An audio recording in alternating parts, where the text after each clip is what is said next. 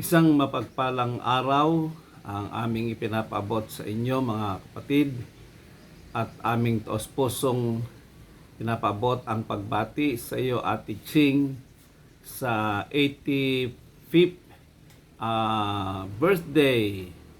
Nagpapasalamat tayo sa Panginoon sa kanyang kabutihan, sa inyong katapatan, sa iyong buhay sapagkat ang Diyos ay napakabuti at patuloy na pinagpapala ka at ang iyong pamilya. Alam ko na sa loob ng 85 taon ay naging mabuti at naging tapat ang Diyos sa iyong buhay, na subaybayan namin kung paanong naging mabuti kang nanay at napalaki mo at naging matagumpay ang iyong mga anak.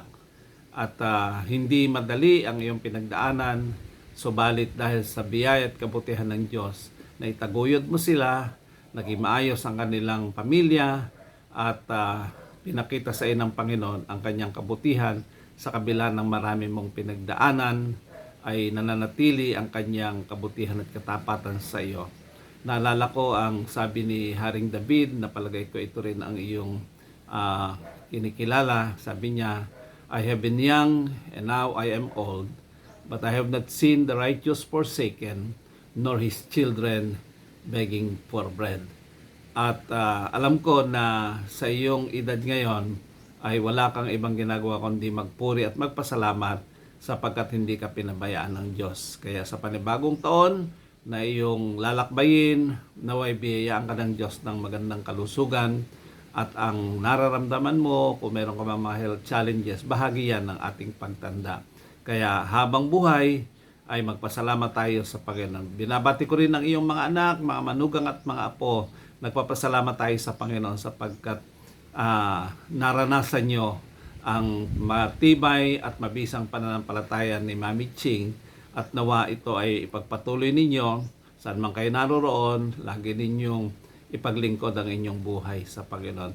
Muli, ako at si Ate Tita nagpapaabot ng aming taos-pusong pagbati at panalangin sa inyong pagsapit sa 85 taong karawan. Pag-pray ko po kayo sandali, Ate Ching. Lord God, I pray for Ate Ching. Thank you so much for giving her 85 years of faithful and fruitful life. I pray that I declare blessing upon blessing unto her life and to her family. Bless her and give her good health and strength, that she may continue to experience the joy of life in serving you. Bless also her children, grandchildren, and loved ones. May your name be honored and glorified unto them. In Jesus' name we pray. Amen. Happy birthday po. God bless. Kumusta po sa inyong lahat? Thank you.